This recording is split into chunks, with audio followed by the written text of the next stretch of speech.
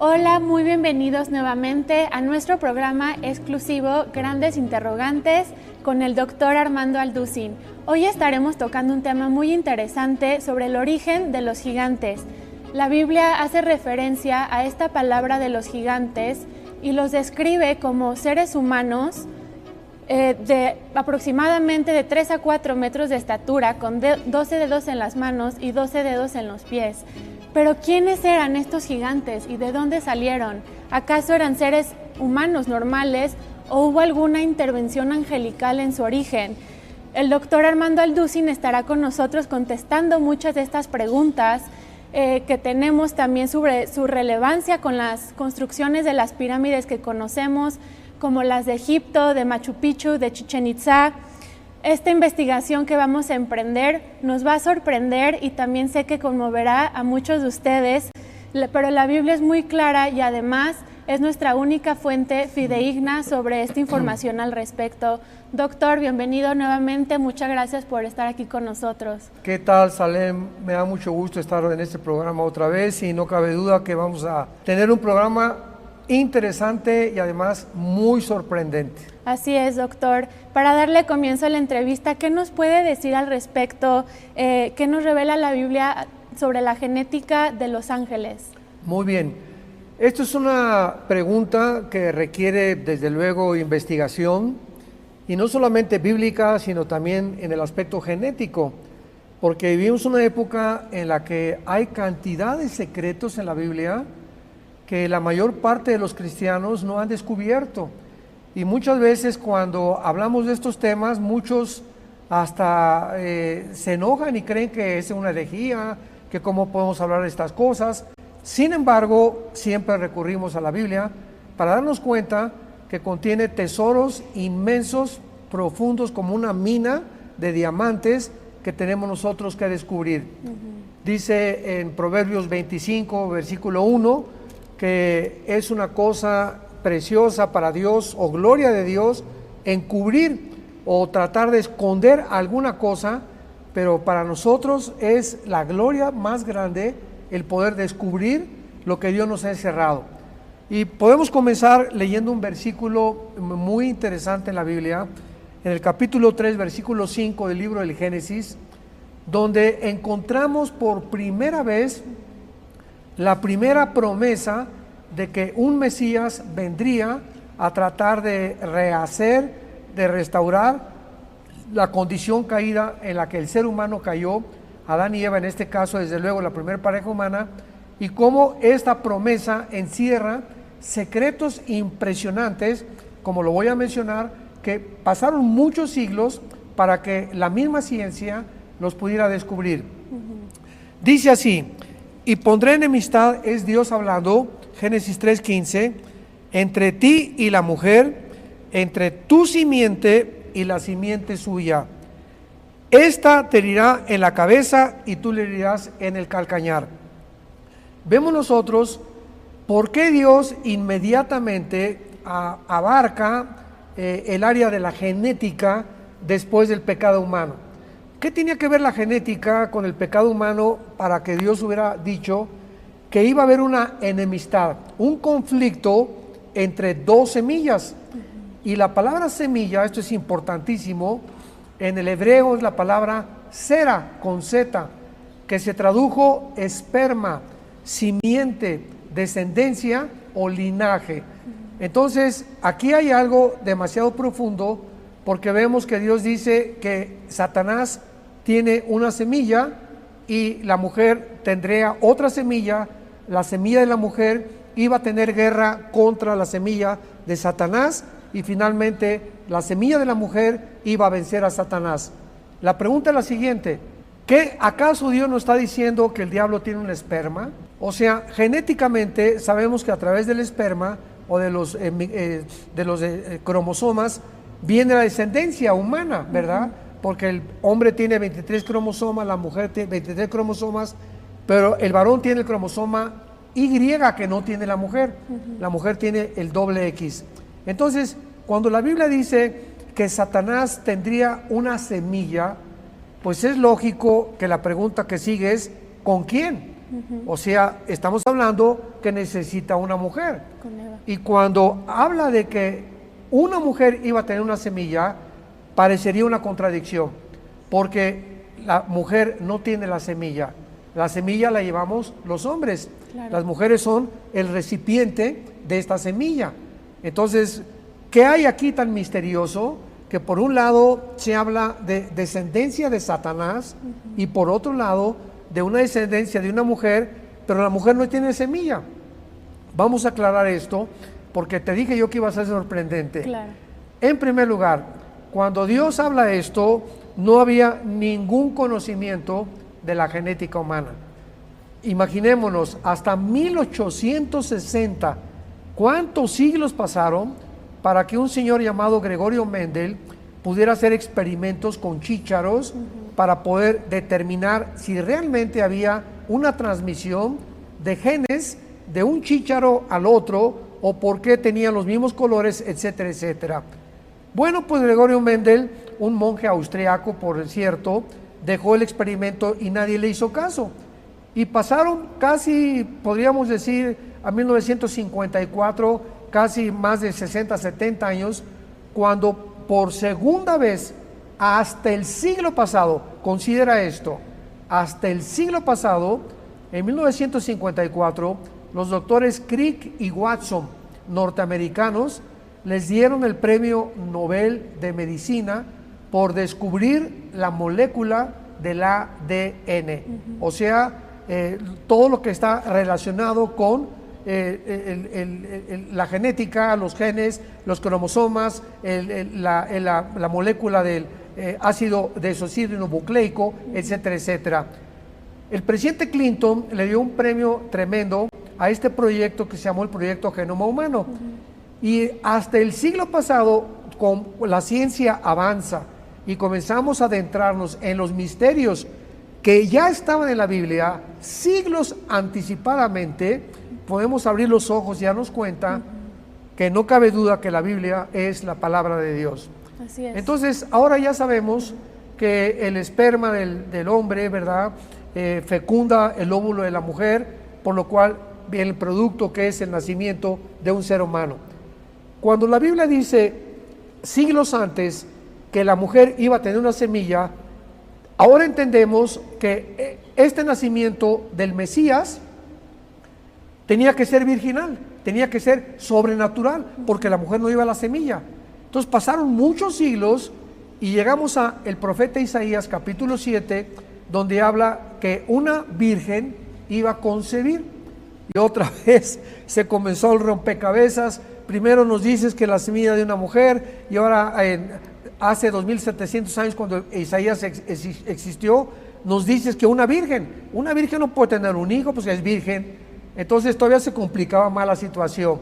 Pero llegamos al Evangelio de Lucas y al Evangelio de Mateo, 700 años después de Isaías, donde un ángel se le aparece a la Virgen María y le dice: vas a ser mamá. Pero ¿cómo? Le dice ella, ¿verdad? José y yo ni luna de miel hemos tenido.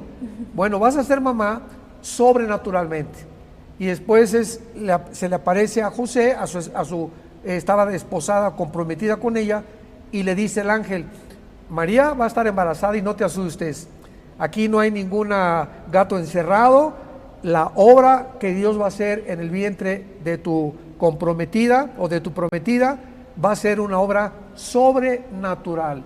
El Espíritu Santo cubrirá a tu novia, a tu comprometida, y el santo ser que nazca será llamado Hijo del Altísimo, Hijo de Dios. Y además les dijo que le pusieron el nombre.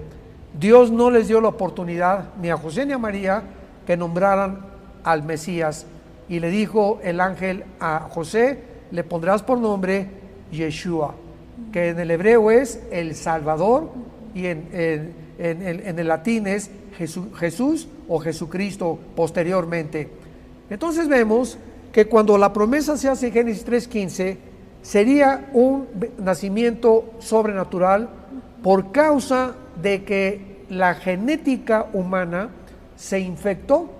Algún virus, algún veneno, Satanás inyectó en la genética humana. De alguna manera, y esto lo comprobamos porque cuando nace Caín, no aparece Caín en la descendencia de Abel, no aparece en su genealogía.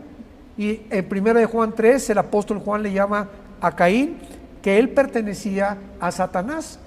Y luego Cristo, hubo un grupo de personas a quienes les dirigió la palabra y les dijo: ustedes son hijos de vuestro padre el diablo. Entonces vemos en la Biblia cantidad de ocasiones donde se menciona la primogenitura de Satanás sobre ciertos individuos o sobre ciertas razas o sobre ciertas descendencias, así como al anticristo se le llama el hijo de perdición, un título que nada más se le dio a Judas Iscariote.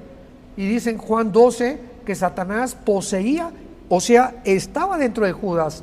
Y en Juan capítulo 7, Cristo le dice a Judas, fíjate lo que le dice: tú eres el diabolos, yo los escogí, pero tú eres el diablo. No que el diablo estaba en él, sino que Judas era el diablo.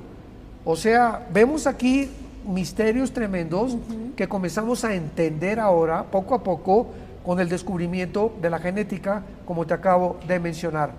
Así que así comenzó todo, con la genética infectada de los seres humanos, donde Dios tenía que proveer un Salvador que tendría que nacer sobrenaturalmente para que Jesucristo no trajera el cromosoma Y de José. Porque si el cromosoma Y de José, o si José se hubiera mezclado con María, entonces el Salvador hubiera tenido el pecado, porque el pecado se hereda genéticamente. Vamos a hablar más de esto más adelante. Sí, claro, doctor. Entonces se puede decir, en pocas palabras, que el ataque del diablo ha sido en contra de la genética humana. Exacto. ¿Y qué nos puede decir también Génesis 6 del 1 al 4, que nos habla un poco más sobre eso? Claro, ahora lo comprendemos más y encontramos que los seres humanos están haciendo experimentos a través del transhumanismo, la inteligencia artificial, experimentos de la genética, con el propósito de mejorar la raza humana. Imagínate a dónde hemos llegado. Qué interesante que a través de toda la historia, el ataque fue primero de Satanás, tratando de impedir que la semilla de la mujer naciera. ¿Qué hizo Satanás? Lo vamos a ver en Génesis 6. Los ángeles embarazan a las mujeres y producen los gigantes, que vamos a hablar también de ellos, de 3-4 metros de estatura, con 12 dedos en los pies, 12 dedos en las manos, y que fueron seres híbridos, porque fueron producidos con una semilla que no es humana y una semilla angelical. Lo vamos a comprobar que la Biblia nos corrobora esto que estamos diciendo. Entonces, ese fue el segundo ataque. Después, cuando Moisés iba a nacer, Éxodo capítulo 2, vemos que el rey, el faraón, manda matar a todos los niños y les ordena a las parteras: maten a todos los niños menores de 2 o 3 años. ¿Por qué? Porque Satanás sabía que tal vez el Mesías iba a venir a través de una mujer judía. Ya vemos por la historia que la mamá de Moisés lo esconde, por la fe, dice Hebreos 11, la mamá de Moisés escondió a Moisés sabiendo que era un niño hermoso y no temió la ira del faraón. Y entonces Moisés crece, pero él no era el Mesías, era un tipo el Mesías, pero no el Mesías. Viene otro ataque. El rey Herodes sabe que va a haber un nacimiento de un supuesto rey, porque unos reyes que vienen de Irak o del Medio Oriente, de esta parte de Irak y Siria, llegan y le dicen que un Mesías está anunciado por nacer, y manda el Herodes matar a todos los niños menores también de 2 años, tratando Satanás de impedir que naciera la promesa de Génesis 3:15.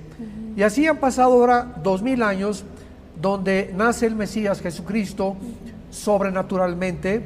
Como la mamá es María genéticamente, Dios es realmente el Padre de Jesús. José no tiene nada que ver en el nacimiento.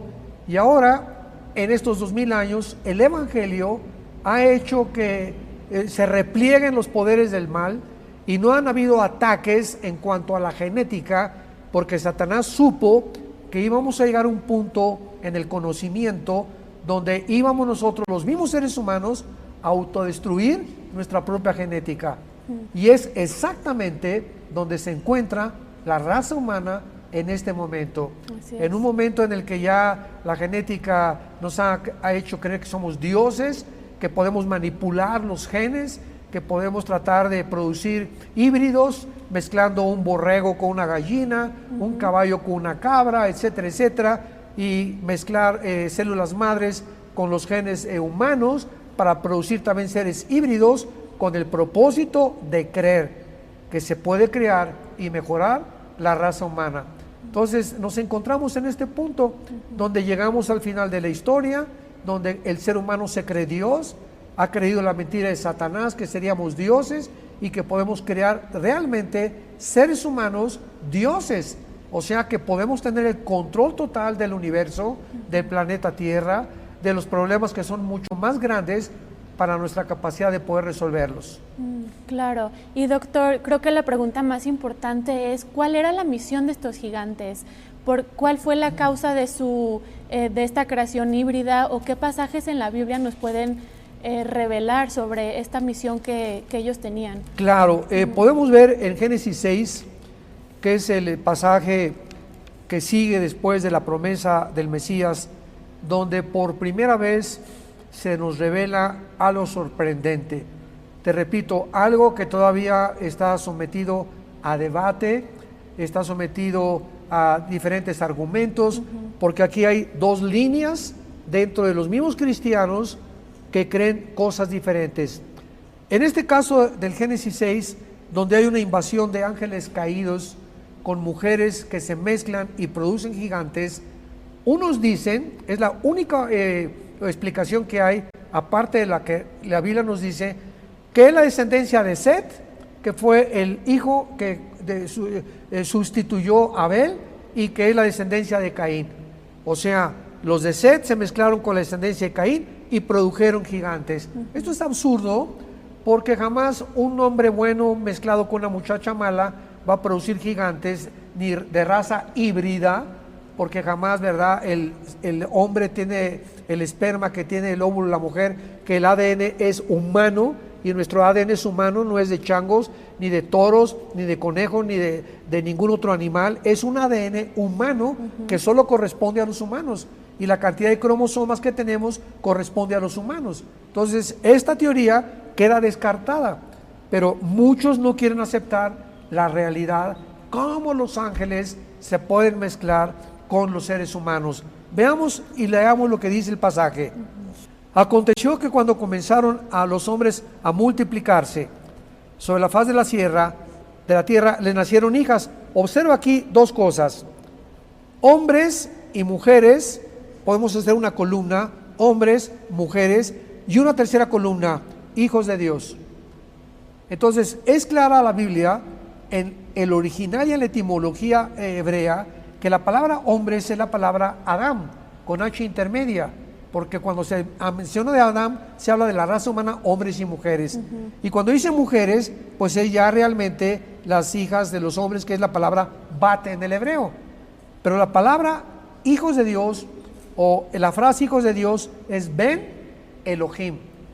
Y esta frase, hijos de Dios, se refiere a los ángeles caídos, porque solo se usa 5 veces en todo el Antiguo Testamento para los ángeles caídos. Nunca la frase Ben Elohim se usa ni para los humanos, ni para los ángeles buenos que sirven a Dios. Entonces, continuemos leyendo. Viendo los hijos de Dios que las hijas de los hombres eran hermosas, tomaron para sí mujeres, escogiendo entre todas. Y dijo Jehová: no contenderá mi espíritu con el hombre para siempre, porque el hombre es carne, mas sus días son 120 años. Había gigantes en la tierra en aquellos días, y también después que se llegaron los hijos de Dios a las hijas de los hombres, y les engendraron hijos. Aquí no hay pierde, o sea, no tenemos por qué estar acomodando la Biblia. Dejemos que la Biblia hable sola. Claramente nos habla que estos hijos de Dios se mezclaron con las mujeres y les engendraron hijos, los valientes que desde la antigüedad fueron varones de renombre. Esta palabra gigantes es la palabra hebrea Nepilim, con PH intermedia, y significa, viene de la raíz hebrea Napal, que significa caer. Entonces, los gigantes son seres caídos, y antes de la creación del ser humano sabemos que los gigantes eran un grupo o una raza de entidades espirituales caídas que se rebelaron contra Dios. Ahora vemos entonces aquí una mezcla impresionante entre ángeles y mujeres, produciendo unos gigantes de 3 o 4 metros de estatura. Si estos ángeles pudieron mezclarse con las mujeres y alterar la genética de las mujeres, Satanás puede hacer lo mismo. Vemos que el esperma de Satanás va a unir a una mujer para que nazca el anticristo. Ahora, ¿cuál es la prueba final para que podamos corroborar de que esto realmente sucedió? Vayamos a la Biblia una vez más, al libro de Judas, que se encuentra antes del Apocalipsis, y veamos lo que el apóstol Judas nos revela. Versículo 6 y versículo 7. Y a los ángeles que no guardaron su dignidad, sino que abandonaron su propia morada, los ha guardado bajo oscuridad en prisiones eternas para el juicio del gran día, como Sodoma y Gomorra y las ciudades vecinas, las cuales de la misma manera que aquellos, o sea, que los ángeles, habiendo fornicado e ido en pos de vicios contra naturaleza, fueron puestas, por ejemplo, sufriendo el castigo del fuego eterno. Judas, que fue uno de los parientes de Jesucristo, no nos deja ninguna duda. Está usando el ejemplo de los ángeles de Génesis capítulo 6, que igual que los mismos sodomitas del capítulo 19 de Génesis, o el homosexualismo que comenzó a prevalecer en esos tiempos, los homosexuales y los ángeles caídos cometieron el mismo pecado. ¿Qué pecado fue ese? Lo dice Romanos capítulo 1. Fueron tras carne extraña. Lo traducen vicios en contra de la naturaleza. O sea, mezclaron. Un hombre con un hombre no se puede mezclar, una mujer con una mujer no se puede mezclar, un hombre con niños tampoco, ni ángeles con humanos. Y por eso Dios encierra a estos ángeles en prisiones eternas, porque hay el abismo, tenemos el Abadón, tenemos el infierno y tenemos las prisiones eternas. En el bajo mundo se encuentran todas estas prisiones de Dios. Así que no hay ninguna duda de que lo que sucedió en Génesis 6 fue realmente una violación. Dice Judas, los ángeles abandonaron su morada que estaba en el cielo, se bajaron a la tierra, dejando el lugar asignado por Dios, desobedeciendo a Dios y tratando de alterar la genética humana. Wow. Entonces, doctor, ¿hace referencia a la Biblia también después del diluvio, la existencia de estos gigantes? Así es, y encontramos muchísimos pasajes, Salem, que podemos nosotros consultar. Veamos, por ejemplo, aquí en el libro de Deuteronomio capítulo 2, de qué forma después del diluvio la tierra se llenó o continuaron estos gigantes, que todo lo que se llama los cananitas o la tierra de Canaán, los refaitas, los onsomeos, los jebuseos, los aborreos, etcétera, etcétera, todas eran tribus infectadas genéticamente y la mayor parte de ellos híbridas. Y por eso hay una discusión de ateos que nos dicen, ¿cómo puede Dios en el Antiguo Testamento haber matado a miles de cananitas con mujeres y los hijos? Esto es un genocidio. Estupideces y tonterías que no saben de lo que están hablando, porque desconocen los caminos y los pensamientos de Dios. Pero veamos, para contestar rápidamente tu pregunta, en Deuteronomio 2, versículo 10 y 11. Los semitas habitaron en ella antes, pueblo grande y numeroso, alto como los hijos de Anac. Todos los anaseos eran hijos de Anac, que fue el padre de estos gigantes. Y por gigantes eran tenidos también, como los hijos de Anac, y los moabitas los llaman emitas. Cuando vamos a la etimología de las raíces hebreas, vemos que la palabra gigantes en Deuteronomio 2:11 es la palabra Rafa. De ahí viene la palabra Rafaíta, que se deriva de todos los gigantes que continuaron poblando, o las tribus, la tierra de Canaán. Veamos el versículo 19 al 21 del mismo capítulo 2 de Deuteronomio. Cuando te acerques a los hijos de Amón, no los molestes ni contiendes con ellos. Por tierra de gigantes fue también tenida ella, habitaron en ella gigantes, a los cuales los amonitas llamaron somsomeos, que significa los poderosos. Y así los somsomeos eran un pueblo grande, numeroso, alto, como los hijos de Anac, a los cuales Jehová destruyó delante de los amonitas. Pero tenemos más información, más detallada, en el capítulo 3 del libro de Deuteronomio también. Versículo 11. Escucha esto. Porque únicamente Og, que fue uno de los más grandes reyes de los gigantes, rey de Basán, y Basán es una parte geográfica que se encuentra cerca del monte Hermón y de una cordillera al norte de las colinas del Golán en Israel. Y es interesante que Basán o el monte Hermón haya sido, de acuerdo al libro de Enoc, donde 200 ángeles descendieron para planear mezclarse con las mujeres. El libro de Enoc, desgraciadamente, no ha sido tomado como inspirado por Dios, porque no se recopiló antes de que se estableciera el canon en el siglo I de la era cristiana. Y se encontró en el siglo II, siglo III, el libro de Enoc, pero tiene el 90-95% coincide con la palabra de Dios. Además de que Enoc fue un personaje bíblico, Génesis 5, y se menciona en la Biblia a Enoc.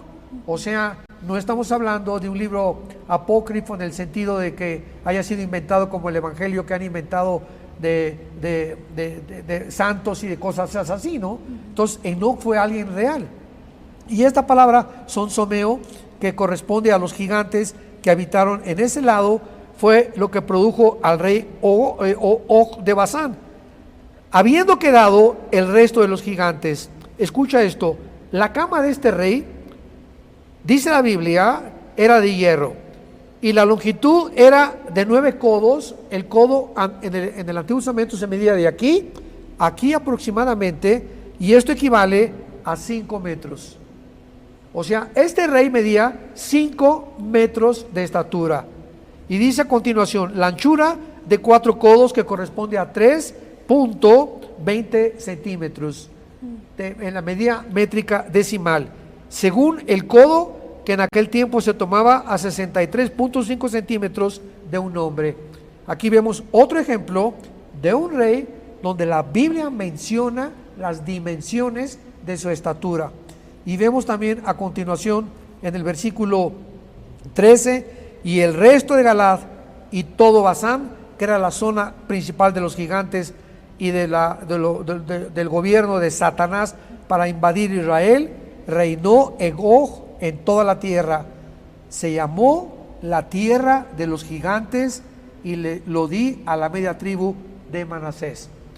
Esto es interesante por el siguiente caso. Basán, geográficamente, tierra de gigantes, y también nos da el monte Hermón, donde el libro de Enoc dice que descendieron los ángeles. Ahí fue donde Jesucristo, cuando vino al mundo, le preguntó a Pedro, ¿quién dicen los hombres que yo soy? Y Pedro contestó, tú eres el Cristo, el Hijo del Dios viviente. ¿Por qué Cristo, en esa zona geográfica, escogió que públicamente, y ahora sí podríamos decir cósmicamente, se repitiera que Él era el Hijo de Dios? Porque Él estaba retando, desafiando a los principados satánicos y al mismo Satanás, que Él era realmente el Mesías. Y lo hizo en tierra de Basán, donde los ángeles conspiraron para poder tomar el planeta Tierra y pervertir la genética humana. Impresionante. Es impresionante. Todas las respuestas las podemos encontrar a la luz de la Biblia. Así es. Doctor, finalmente, como usted acaba de mencionar, existen muchas teorías, ¿verdad?, sobre estos misterios en el mundo. Hay varios estudios arqueológicos sobre quién o quiénes erigieron estas maravillas del mundo, como las construcciones de las pirámides de Egipto, de Chichén Itzá, de Machu Picchu, los mayas, los incas. También incluso han dicho que pues, los mismos habitantes de la ciudad perdida de Atlántida, los mismos extraterrestres intervinieron. Pero ¿qué nos dice la Biblia sobre los gigantes y la relevancia que tiene con estas maravillas del mundo? Es una pregunta interesantísima, porque por no conocer la Biblia, pues los hombres se han maravillado que las pirámides de Egipto, sobre todo la pirámide de Giza, está demostrado científicamente que no pudieron los seres humanos construir esa pirámide. ¿Por qué? Bueno, es una pirámide que está orientada hacia el norte, sur, este y oeste, los 4 puntos cardinales. Número 2, es una pirámide que tiene piedras de 20-30 toneladas de peso, cortadas con una, parecería como mantequilla, donde no puedes meter una hoja entre piedra y piedra. Estamos en el siglo XXI y hasta ahorita no se ha inventado una sierra de diamante que pueda cortar el esmeril con esa finura con la que están cortadas las piedras de Egipto. ¿Con qué sierra las cortaron? ¿Con qué las cargaron? ¿Por qué las acomodaron como las pudieron acomodar? Ahora, además de todo esto, ¿qué sistema de impermeabilización usaron? Porque han pasado 4.500 años, el sol, la luna, los huracanes, los vientos, las lluvias, no han podido ni siquiera quitar la primera capa de la Torre de Giza. O sea, es algo sobrenatural. Nos pasamos a Chichén Itzá. Chichén Itzá es al sur de México, en el estado de Yucatán, y encontramos claramente que las pirámides que los mayas hace 4.000 años, exactamente en el tiempo de los Giza, construyeron también orientadas hacia los 4 puntos cardinales, y todas orientadas completamente hacia Orión, que es una de las grandes destellos cósmicos que hay en el universo. Pero además de esto, el 21 de marzo, que es el equinoccio de la primavera, se juntan en Yucatán, pero millones de personas para ver un fenómeno. Porque la pirámide de Chichén Itzá, la base de la pirámide es la cabeza de una serpiente. Y el 21 de marzo, a las 3 de la tarde, el sol comienza a caer sobre la pirámide y se ve una culebra que comienza a descender y embonar con la cabeza o con el cimiento de la pirámide. ¿Quién les dio a los mayas este conocimiento? Claro. ¿Cómo pudieron los mayas hacer el calendario de 365 días sin computadoras, sin telescopios, sin ningún instrumento moderno que se usa actualmente? Machu Picchu en Perú. ¿Por qué construyeron estos edificios arriba cargando piedras de 10, 20, 30 toneladas de peso, por el amor de Dios? Si tú vas a hacer una construcción, la haces en un plano, no la subes a una montaña donde es imposible no solamente cargar las piedras, sino los años que hubiera costado hacerlo, ¿no? Es otro de los ejemplos, las de Stonehenge en Inglaterra, que son todas los megalíticos que están así parados, que tampoco saben cuál es la explicación. Bueno, pues como no saben la explicación, Discovery Channel, National Geographic han dicho que fueron los extraterrestres. Y pues sí, de alguna forma fueron extraterrestres, pero no de Marte, ni de Plutón, ni de nuestras galaxias, sino entidades espirituales llamados principados satánicos, que comunicaron este conocimiento a los seres humanos y con los gigantes trataron de destruir la obra de Dios. Claro, no, y además pues hace pedazos de alguna manera las teorías de evolución, porque ¿cómo nos explicamos la inteligencia superhumana que existió hace más de 4.000 años comparada al día de hoy, verdad? Claro. Doctor, pues muchísimas gracias por tan impresionante información. Nos acaba de aclarar este panorama que teníamos tantas dudas sobre el origen de esta raza híbrida, ¿verdad?, conocida como los gigantes, los ángeles caídos. Doctor, ¿algún comentario final que quisiera agregar para toda la gente que nos escucha? Bueno, claro, toda esta información la tengo en un libro que se llama, aquí está precisamente, La caída de los ángeles caídos. En ese libro trato todo lo que acabamos de ver en este momento, en esta entrevista, la caída de los ángeles caídos, y ahí explico con muchísimo más detalles, y lo pueden conseguir en Editorial Berea o también en Amazon. Como el doctor acaba de mencionar, pueden conseguir, si quieren más información, su libro que habla sobre este tema que acabamos de abarcar, y entre otros títulos. Aquí les ponemos el link en donde pueden encontrar más información. Muchísimas gracias por acompañarnos. Gracias, doctor, nuevamente. Que Dios los bendiga y nos vemos próximamente.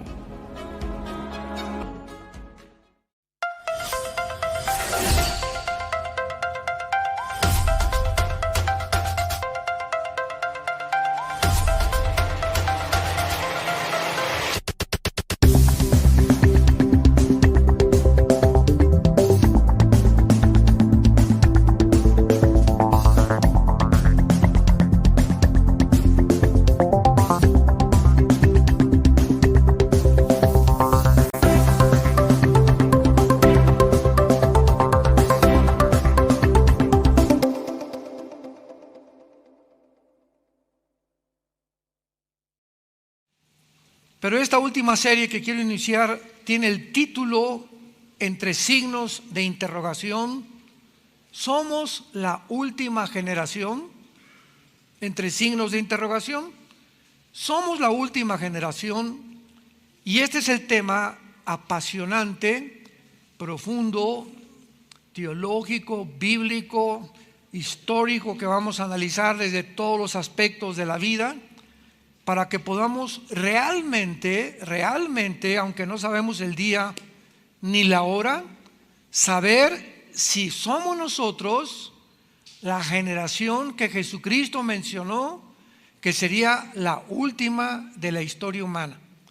Entonces vamos a recurrir a unir, a buscar, a tratar de concentrar, de centralizar pasajes de la Biblia, acontecimientos y eventos que han sucedido en los últimos 2-3 años, y poder llegar a una conclusión si realmente somos esa última generación. Muy bien, en Mateo capítulo 24, días antes de morir, Jesucristo estaba reunido con sus discípulos y le hicieron las 3 preguntas más importantes dentro de la escatología. La escatología es una rama de la teología que habla acerca de las profecías de los últimos tiempos. Entonces, cuando estudias escatología, estás estudiando las profecías finales. Cuando estudias hermenéutica, estás estudiando la forma como debe interpretarse correctamente la Biblia, que desde luego es desde el aspecto literal. Cuando estás hablando de demonología, estás hablando del estudio de Satanás y los demonios. Y así la teología tiene diferentes ramas, pero la de las profecías es la escatología. Entonces, en el capítulo 24, del 1 al 3, dice la Biblia que cuando Jesús salió del templo y se iba, se acercaron sus discípulos para mostrarle los edificios del templo. El templo de Salomón era una de las maravillas más grandes que había en esa época, y todos los que pasaban veían ese templo, ¿verdad?, construido con unas piedras enormes, un diseño, una construcción espectacular, y es lo que más atraía la atención, los edificios, ¿verdad?, la religión, las ceremonias, los ritos, cuando se olvidaban que el principal propósito de una persona que busca a Dios es la persona de Jesucristo y no el edificio. Y por eso es tan importante que nosotros, ya como cristianos, nunca digamos vamos al templo, porque esto no es el templo. Y si construimos un edificio, Dios nos concede construir un edificio para poder tener un edificio para poder reunirnos, el edificio no es el templo lo somos nosotros.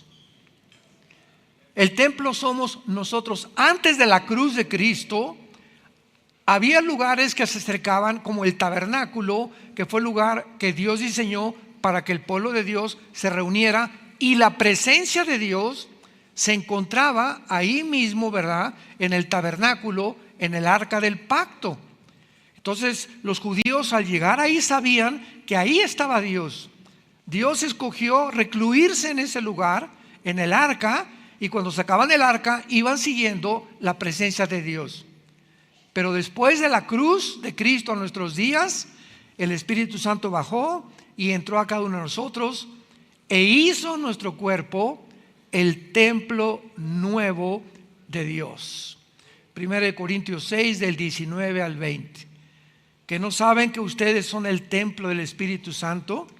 Que el cuerpo es el templo donde ahora habita Dios. Entonces, donde 2 o 3 se reúnen, ahí está la iglesia. Entonces, todas estas cosas tenían que desaparecer.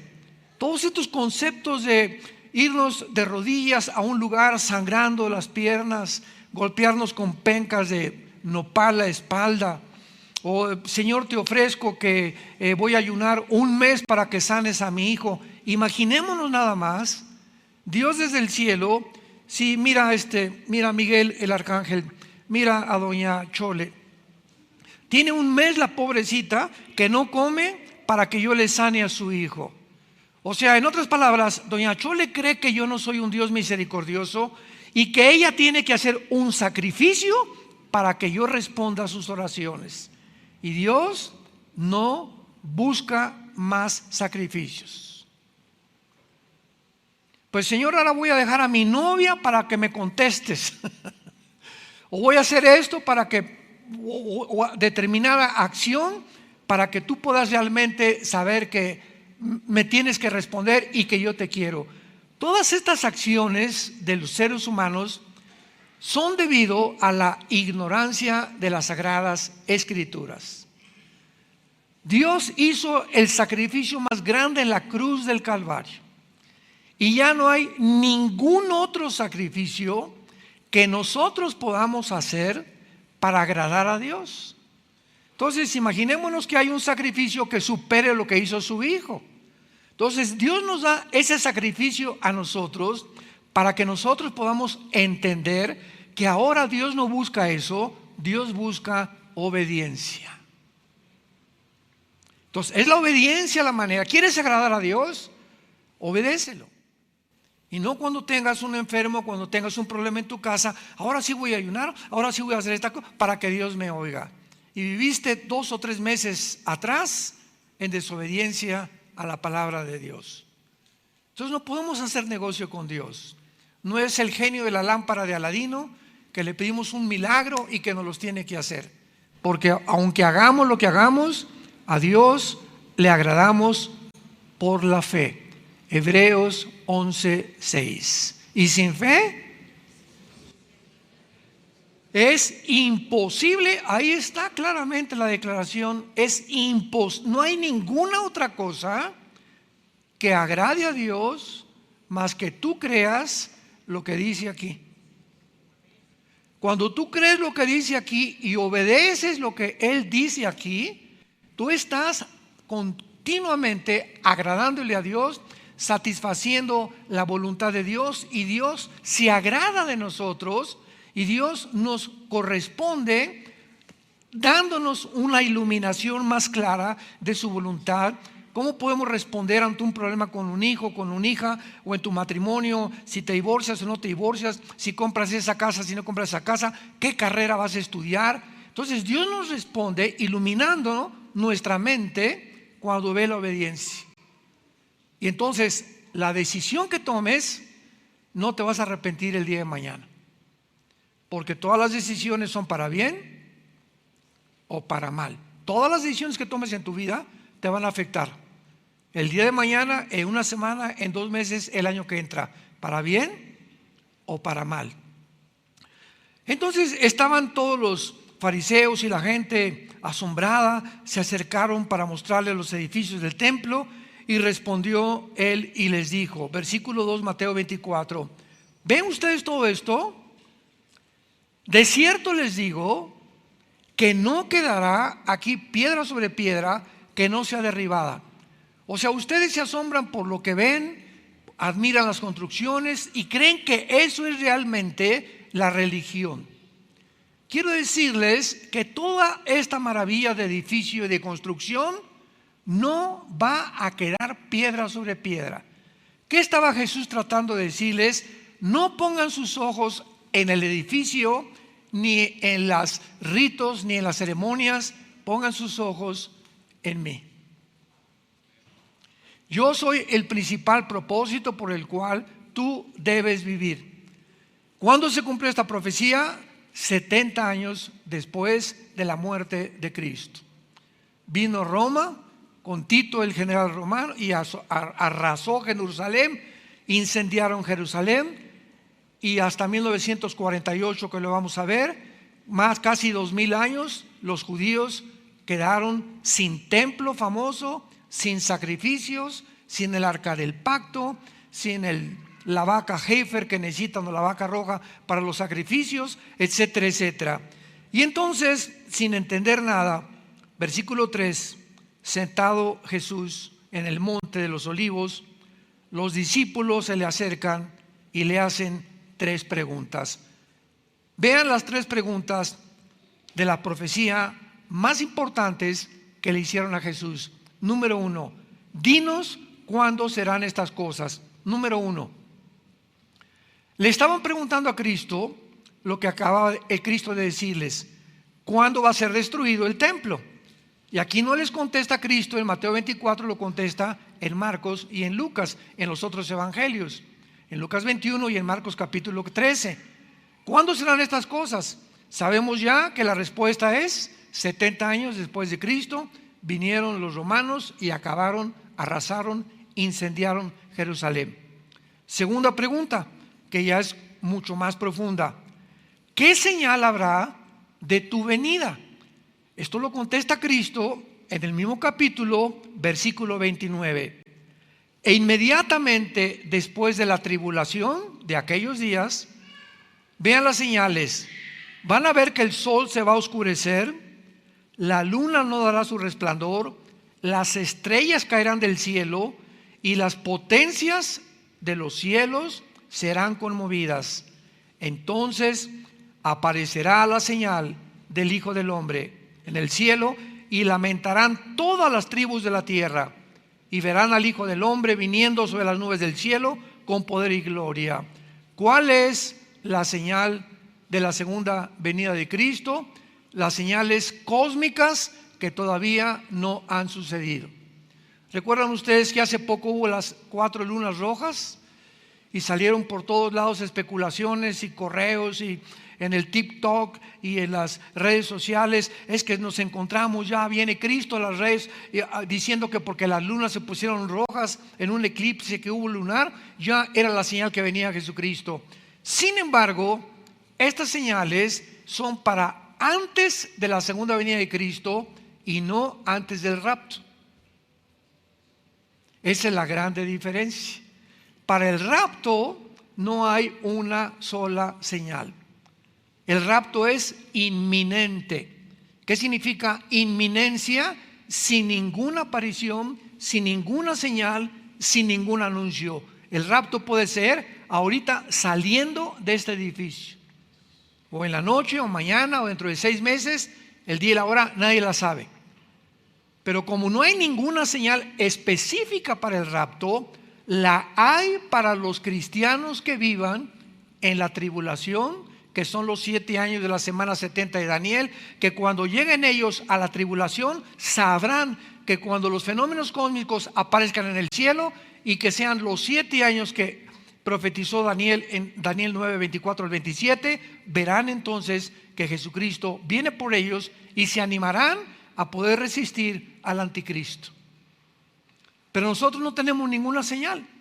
Por eso es tan importante estar atentos a la tercera señal y a la tercera pregunta: ¿y qué señal habrá del fin?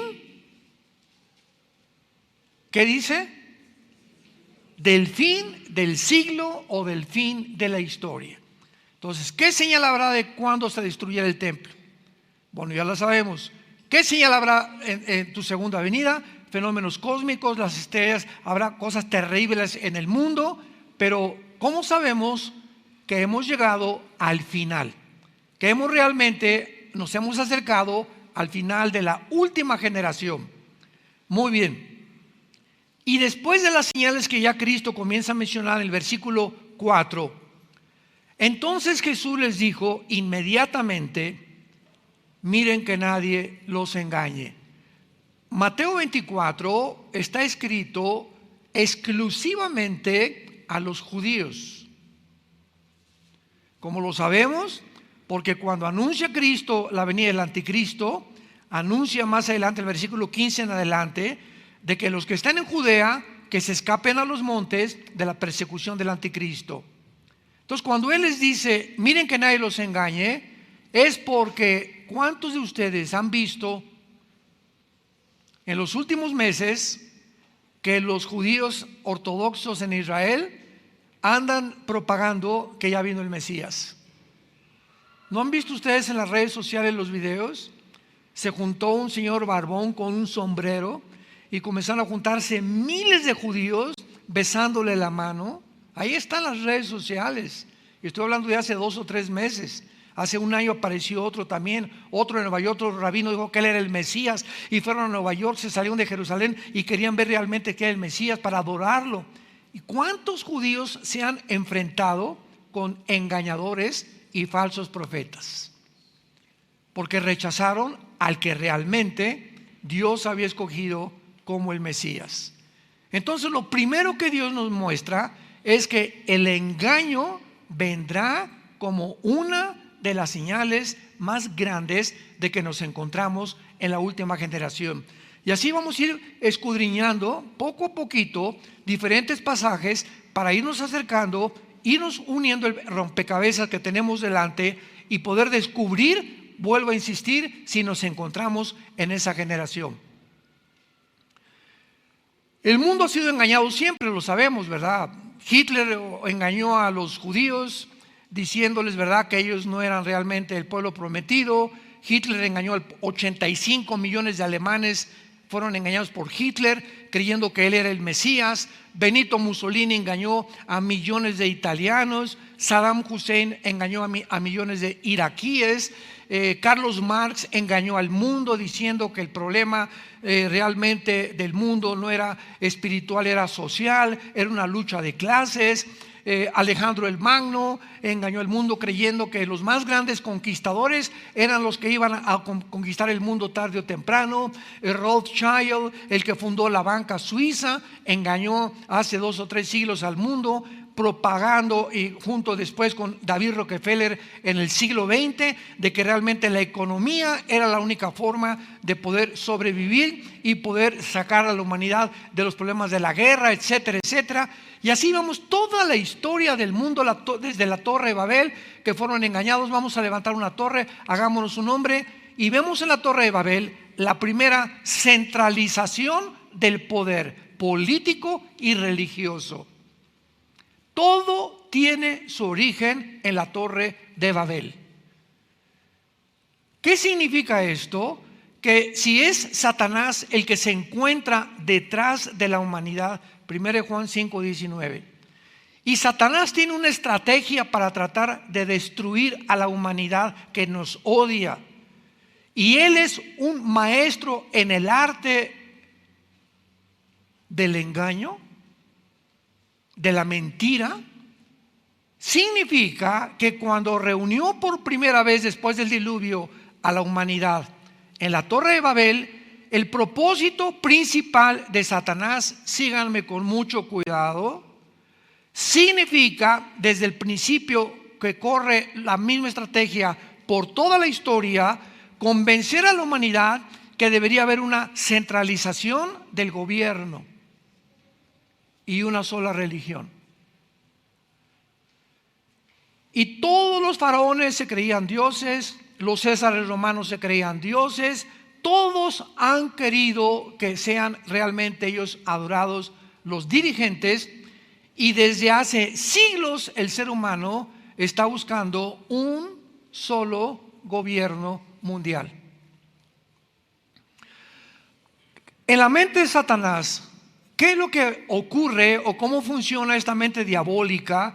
¿Verdad? Porque él es 1000 veces más inteligente que cualquiera de nosotros, más astuto que cualquiera de nosotros.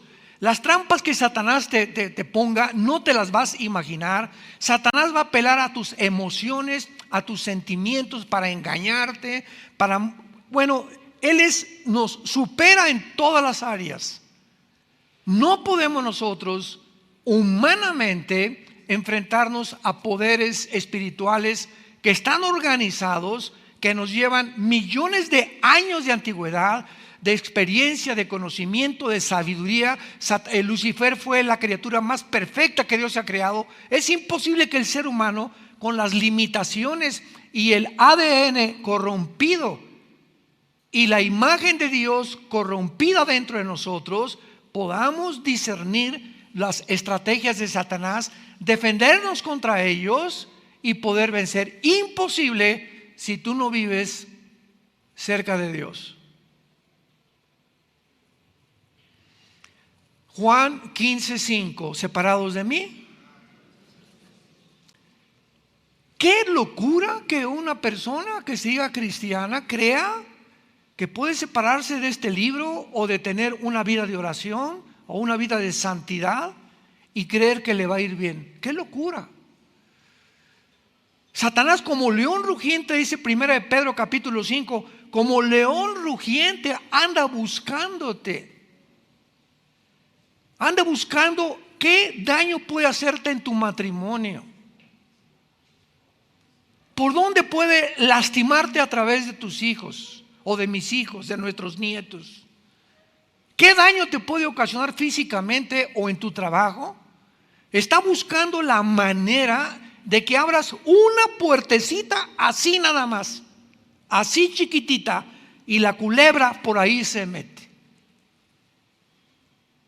Tú en tu casa abres un canal de pornografía, le abriste una puerta de este tamaño a Satanás y a sus demonios. Se viene como la marabunta, como la hormiga marabunta, a inundar las mentes y principalmente las mentes de los niños pequeños. La mente de tu esposa o la mente de tu esposo. Todas estas puertas, el ocultismo, practicar la ouija, las cartas tarot, en la lectura de la mano, que vayas a consultar a una bruja o que te hagan una limpia, todo eso abre puertas, abre portales, que hay una apertura entre el mundo físico dimensional de 4 dimensiones y el mundo multidimensional, que es el mundo de los espíritus. ¿Y qué es lo que abre las puertas? Para que estas entidades espirituales entren a este mundo, entren a tu casa, puedan tener control de tu mente. Lo acabo de mencionar: una vida sexual degenerada, pornografía, prácticas de ocultismo, brujería, limpias, vida de desobediencia y rebelión. La rebelión de los padres a los hijos, dice 1 Samuel 15:23, como pecado de rebelión es la brujería. Se compara la rebelión a tus papás como si estuvieras practicando la brujería y el ocultismo. Se compara la rebelión de una mujer a su esposo como si fuera bruja, o viceversa. Cuando el esposo no respeta a la esposa, él se está rebelando a no ser la cabeza, el digno, el sacerdote de su casa. Y tenemos ya que despertar ahorita en el 2023 que vamos a entrar, para estar conscientes, como le dice Pablo a los Corintios, de las estrategias de Satanás. Ahora escuchen. Si la estrategia de Satanás ha sido principalmente la centralización de un solo gobierno desde la Torre de Babel, somos la primer generación en la historia en la que un solo hombre puede ya gobernar el mundo mediante la tecnología que hemos alcanzado. Ahora, con la tecnología que tenemos, un solo hombre es capaz de poder gobernar el mundo. Y lo estamos viendo con nuestros propios ojos en estos últimos 2 o 3 años, cuando ahora los gobiernos, las naciones están perdiendo su soberanía nacional. Ahora no son los gobiernos los que dicen, por ejemplo, en Francia o en España o en Italia o en México, vamos a hacer esto. Ahora los gobiernos están siendo manejados por una élite, por grupos de organizaciones y sociedades secretas, no gubernamentales, que son los billonarios, multimillonarios más grandes del mundo, reunidos para poder controlar, dictar los protocolos de lo que la gente debe creer y debe hacer. Pero para esto necesitan el control ¿de qué? De los medios masivos de comunicación. Tú controlas la comunicación de las masas y lo que ves en la televisión lo llegas a creer, lo que dicen las cadenas de información lo llegas a creer, y ellos pueden hacerte creer lo que ellos quieren que tú creas. Y lo acabamos de ver en los últimos 2 o 3 años. ¿Sabían ustedes que el 95% de los medios de comunicación en el mundo actualmente lo controlan 7 familias? Imaginémonos 7 familias. ¿Qué pasó, mi compadre? ¿Qué pasó? Vamos a reunirnos aquí. Son los más multimillonarios, dueños de todas las empresas y todo. No los gobiernos, los multimillonarios. Vamos a hacer esto, vamos a hacer aquello. Dice por un lado Elon Musk, el dueño de Proyecto X y ahora de automóviles Tesla, vamos a contratar un grupo de genetistas y de científicos y de biólogos para que creen un chip que comenzamos a meterlo en el cerebro y vamos a meterlo en todos los laboratorios del mundo para que puedan a través de este chip las personas cambiar sus sentimientos y sus emociones y tratar de construir un soldado universal. ¿Ya abrieron los ojos? ¿Se dan cuenta el engaño? Estamos aquí entrando al 2023 y muchos ahorita creo que ustedes están comenzando a despertar. Yo no lo sabía. Ahora me doy cuenta. Pues sí es cierto. Pues sí es cierto. Y comenzamos a abrir los ojos. ¿Por qué? Porque el poder del engaño siempre funciona a través del miedo. Para que esto pudiera funcionar, primero Satanás, que es el arma más poderosa que tiene, porque la Biblia dice, en el amor no hay temor. 1 Juan 4:18. El perfecto amor, tener a Jesús y creer en Él, echa fuera tus temores, tus ansiedades, tus cosas que crees que van a suceder y que nunca van a suceder. Pero cuando el diablo sabe que es el miedo lo que nos puede paralizar, detener, congelar. Yo, por ejemplo, hace muchos años vivíamos en Acapulco y había una playa, La Condesa, en la que hay unas cosas así muy hondas que casi le prohibieron a la gente nadar ahí. Es porque tú entras a esa playa, entonces hay como un vado muy, muy profundo, como de 1 metro, que mucha gente sin saberlo se hunde. Está a 3 metros de la playa y viene una ola y no sabes nadar y te revuelca y te ahoga. Entonces me acuerdo que yo tenía como 10 o 12 años de edad, que me acerqué hacia la playa y vi una ola que se venía por acá, y el simple hecho de ver el tamaño de la ola me congeló. No supe qué hacer, así me quedé así. Pues cayó sobre mí, gracias a Dios que sabíamos muy bien nadar desde niños y sabía cómo me tenía que reaccionar debajo de la ola y ya pude salir, ¿no? Pero ¿cuántas veces nos damos cuenta que el miedo congela? Estás a las 2 de la mañana en tu casa y de repente oyes la puerta, cric. ¿No es cierto? Y nos quedamos así. ¿Me paro o no me paro? ¿Quién será? ¿Iré por la pistola o no?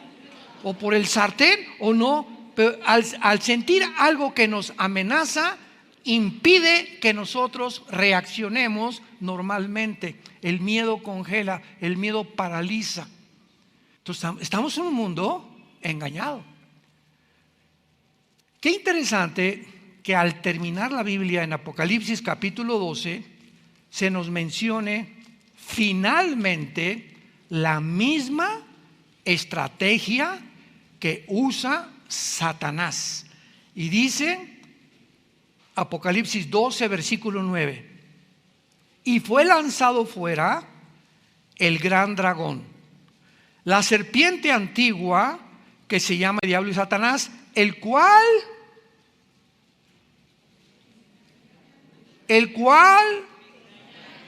engaña al mundo entero.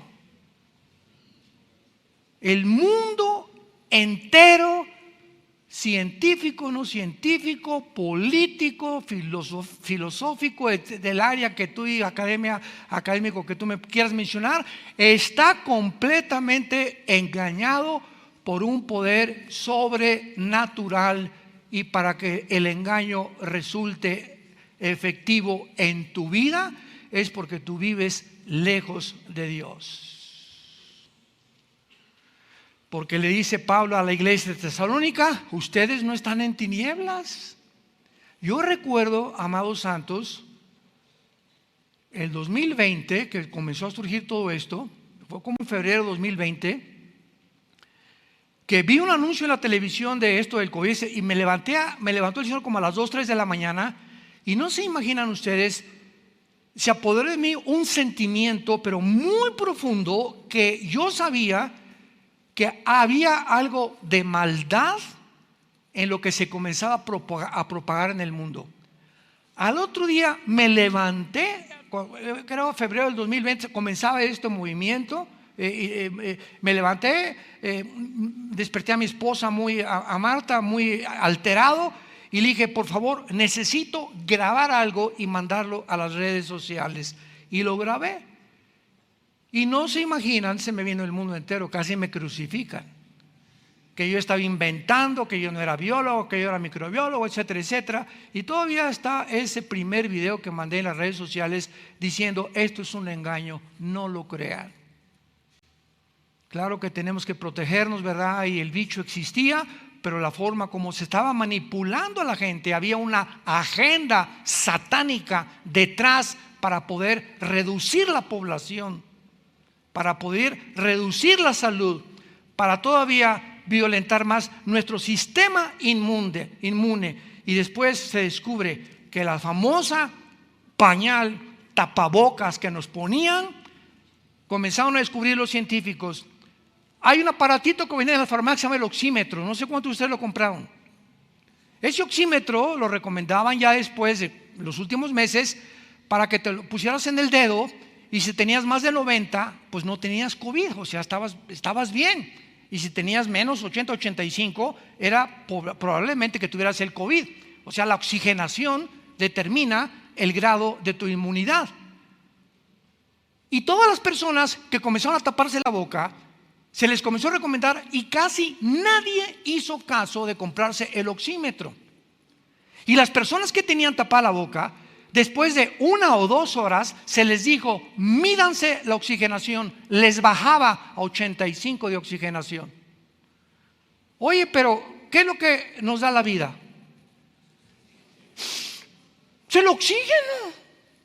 Y nos sacaron de las playas, nos sacaron de los parques donde la fauna y los árboles producen, ¿verdad?, el oxígeno. Nos sacaron de ahí. No vayan a los parques, que los niños tampoco. No vayan a las playas. Fue una campaña, acuérdense cómo se vino, pero así estábamos, el mundo aterrado. Nos confinaron, nos encerraron, y todos con miedo. Y así es como pudimos ser controlados por la élite que gobernaba a los países, y los países aceptaban el mismo protocolo. Qué coincidencia que todos coincidieron el mismo protocolo. Se cae completamente el engaño cuando descubrimos lo que se encuentra detrás. Si tú agarras un anzuelo y te vas al mar, y echas el anzuelo y lo jalas dentro del mar, ningún pez lo va a morder. Pero si tú al anzuelo le pones un pececito, el pez va, ¿y qué cosa muerde el anzuelo? Se dan cuenta que fue engañado.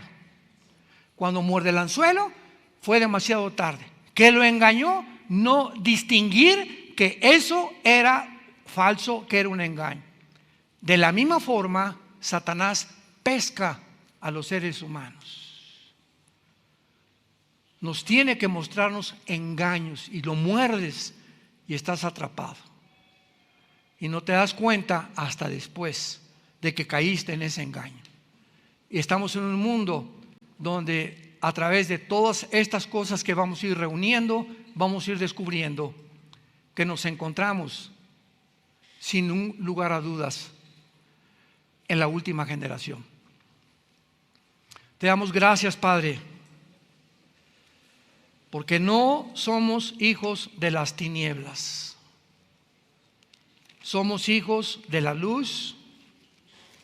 Y tú, Señor, nos has enviado a tu Espíritu Santo para alumbrar nuestro entendimiento. No estamos en tinieblas para que aquel día que ya se acerca nos sorprenda como ladrón. Somos hijos de la luz. Somos hijos del día. No podemos ser engañados como el mundo sigue engañado. No somos de la noche ni de las tinieblas. Por tanto, no durmamos como los demás. Despiértate, tú que duermes, que Cristo te alumbrará. Deja de vivir esa vida vana que estás viviendo, nada más en hacer dinero, negocios, preocuparte, mujeres, placeres. Déjame todo eso en mis manos, dice el Señor. Busca mi reino, ponme en primer lugar en tu vida. Vive cerca de mí y yo te añadiré a tu vida todo lo que te haga falta. Los que duermen de noche duermen, los que se embriagan de noche se emborrachan.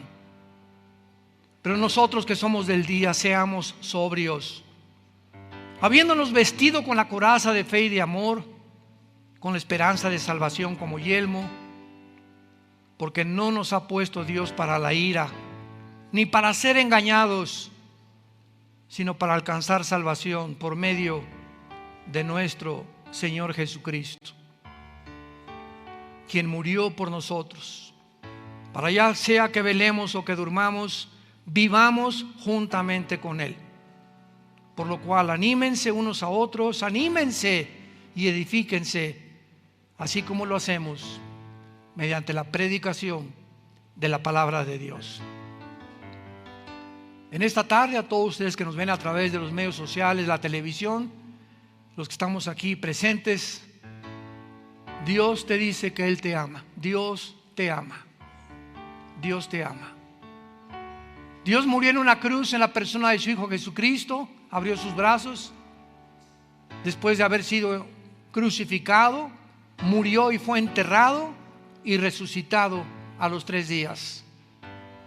Y ahora Jesús, que vive, te pide que entres que entre a tu vida y que tú le recibas como tu Salvador, porque Él quiere, Él anhela que las tinieblas, las vendas con las que nacimos en el cerebro, te sean quitadas y veas la luz. Y ya no veas las carnadas que el diablo nos ofrece por todos lados para engañarnos y atraparnos. No tenemos por qué vivir en temor, en preocupación por el día de mañana, ni por medio del estrés que se apodere de nuestra paz y nuestra tranquilidad. Somos hijos e hijas de alguien que en la cruz murió por nosotros y que nos dice esta mañana: no tengan miedo, pequeña manada. Nunca te voy a abandonar, nunca te voy a dejar. Estaré contigo siempre, todos los días, hasta que tú mueras. Confía en mí. Voy a preparar lugar a la casa de mi Padre. Vengo pronto por ustedes, muy pronto vengo por ustedes. Sean valientes y permanezcan firmes en la esperanza a la que hemos sido llamados todos hasta el final de nuestra vida. Recibe a Cristo esta mañana como tu Salvador y dile: Señor, creo que tú pagaste en la cruz por mí. Creo que tu sangre preciosa es la medicina para mi enfermedad de pecado y te recibo como mi Señor y mi Salvador. porque creo que vives, ya que a los 3 días venciste la muerte, saliste de la tumba para darme esta esperanza de algún día volver a vivir eternamente cerca de ti. En el nombre de Jesús. Amén.